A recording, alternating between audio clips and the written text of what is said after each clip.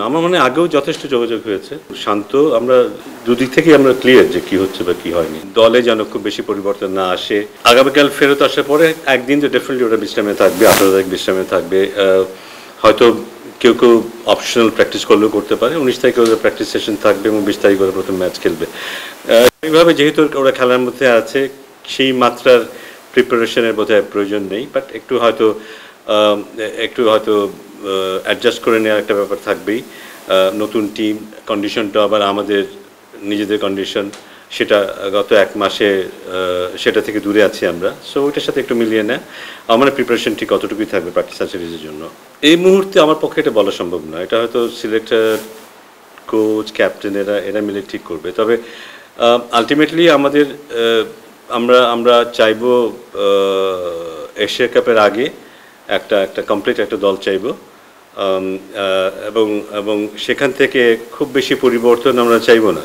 যদি খুব পরিবর্তনের প্রয়োজন হয় সেক্ষেত্রে এটা ভিন্ন কথা, বাট আমরা বিশ্বকাপ পর্যন্ত চাইবো, এটা কনসিস্টেন্সি চাইবো, এবং দলে যেন খুব বেশি পরিবর্তন না আসে, অপ্রয়োজনীয় পরিবর্তন না আসে, এক্সপেরিমেন্টের ব্যাপারটা যেন খুব বেশি না থাকে, এটাই চাইবো। কারণ একটু স্টেবল হওয়ারও প্রয়োজন আছে at the same time. So স্টেবিলিটিটা চাইবো বিশ্বকাপের আগে, এবং আশা করবো যে খুব বেশি এক্সপেরিমেন্ট হবে না। ব্যক্তিগতভাবে আমি মনে করি যে কন্ডিশনে খেলা হবে সেই কন্ডিশনে যদি আমরা প্রিপারেশনগুলো নিতে পারি, কারণ আমার কাছে মনে হয় সব কিছুই প্রিপারেশন। পাকিস্তানের সাথে সিরিজ যেটা হবে সেটা একটা প্রিপারেশনের ব্যাপার।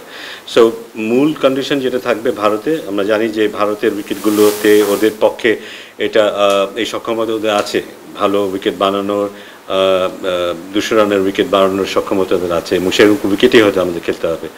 এখানে আমাদের কিন্তু যেটা আপনারা বললেন যে এখন আবহাওয়ার যে অবস্থা, সেটাতে আমরা কতটুকু সক্ষম হব ভালো উইকেট বানাতে, কারণ প্রায় বেশিরভাগ সময় পিচ ঢেকে রাখতে হচ্ছে। সো পিচটাকে রোল করা, পিচটা পানি দেওয়া, রোদ খাওয়ানো, এইসব সেভাবে সম্ভব হচ্ছে না। তারপর চেষ্টা থাকবে ভালো উইকেট করা যতটুকু সম্ভব, এবং চাইবো বেশি রান যেন হয়। এটা আমি বলবো যে কিছুটা উঁচু নিচু তো ছিল, ডেফিনেটলি ছিল। দেয়ার ওয়্যার ফেজেস যখন আস্থার অভাব ছিল, বা দেয়ার ফেজেস যখন আমরা একটু ভালো খেলেছি এবং আমাদের আস্থাও দেখা গেছে। বিশেষ করে টি20তে গত ম্যাচটা জেতার পরে এই মুহূর্তে বোধহয় দলের মধ্যে যথেষ্ট আস্থা আছে ভালো খেলার। সো তবে একটা জিনিস কি, আমরা এই পুরো সিরিজে স্বাভাবিকভাবেই আমাদের যে স্যাটিসফ্যাকশনের যে ব্যাপারটা সেটা বোধহয় হয়নি, but at the same time কিছু কিছু জায়গায় কিন্তু আমরা বেশ ভালো খেলেছি। খুব অবাক হওয়ার ব্যাপার যেটা, যে আমরা সাধারণত যেটা হয় যে কোনো সিরিজে গেলে প্রথম দিকে আমরা ভালো করি না, কিন্তু এবার আমরা প্রথম টেস্ট ম্যাচে খুব ভালো করেছি। এটা খুব আমাদের জন্য আনইউজুয়াল একটু।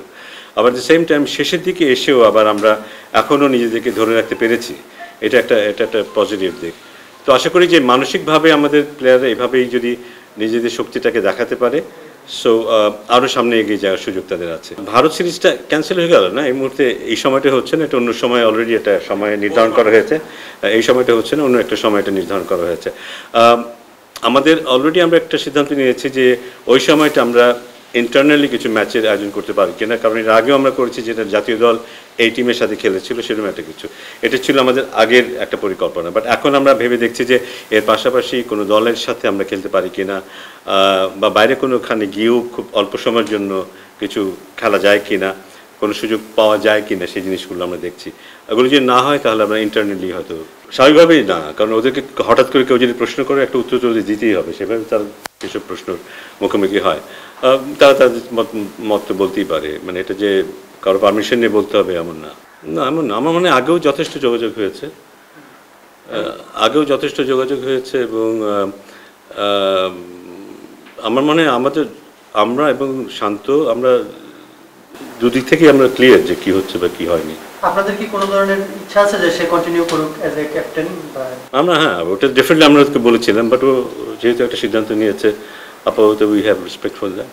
না, এটা একটা বড় সংখ্যায় খেলোয়াড়রা তো জানে যে আমি থাকছি, আমি খেলছি, বাট এখন হয়তো সবাই শতভাগ সেটা জানে না, এবং ওটা আরেকটু সময় লাগবে। কিছুটা তো এক্সপেরিমেন্ট হবে, ফর্মের ব্যাপার আছে, একটা কম্বিনেশনের ব্যাপার আছে, এবং আমার ধারণা কিছু কিছু খেলার মধ্যে কিন্তু উন্নতিও হচ্ছে। আমরা যদি তানজিম সাকিবকে দেখি, তানজিম সাকিবকে দেখি, ওর ব্যাটিংয়ে যে উন্নতিটা হচ্ছে সেটাকে আমাদেরকে কিন্তু আশাবাদী করছে। ওর যদি ব্যাটিংটাকে আরেকটা লেভেলে নিয়ে যেতে পারে তাহলে হয়তো আমাদের কম্বিনেশনটা অন্যরকম হতে পারে। তো এরকম আরও দু একজন খেলোয়াড় আছে যারা যারা উন্নতি করবে, হয়তো নেক্সট 1 মাস 1.5 মাসের মধ্যে আরও উন্নতি করবে। সেক্ষেত্রে আমাদের চিন্তাভাবনাগুলি হয়তো ইতিবাচকভাবে চেঞ্জ হবে। সো ওইগুলি একটা ওপেননেস থাকবে, কিন্তু অ্যাট দ্য সেম টাইম একটা কোর গ্রুপ থাকতেই হবে যাদেরকে নিয়ে আমরা বিশ্বকাপ খেলার জন্য এগিয়ে নিয়ে যাব। পাকিস্তানের সাথে দল হয়তো আমরা কালকে ঘোষণা করে দিতে পারি, বাট লেটেস্ট হলে হয়তো পরশু দুপুরের আগেই। খুব বেশি একই সময় যেহেতু খেলা হয়, খেলাটা সবসময় দেখতে পারিনি। Definitely Sohan is a very good captain, very good player, good leader, good motivator. আমি সবসময় ওকে খুব হাইলি রেট করি এবং আমি একজন ফ্যানও আমি বলবো। ওয়ান্ডারফুল ক্রিকেটার, এবং ওর দিকে আমাদের সিলেক্টরদের খুব ভালো চোখ আছে। আমি গ্ল্যাড যে ও এই টুর্নামেন্টে খেলছে এবং ভালো একটা অভিজ্ঞতা সঞ্চয় করতে পারছে সবাই। এবং এটা কিন্তু শুধু ওইখানে না, আমাদের জাতীয় দল গঠনের ক্ষেত্রেও কাজে আসবে। এদের যে এই অভিজ্ঞতাটা, এটা যেটা আমরা দেখলাম ওখানে এইসব পারফরমেন্স আমরা দেখেছি, সেটা আমাদের জাতীয় দল গঠনের ক্ষেত্রেও এটা খুব কাজে আসবে।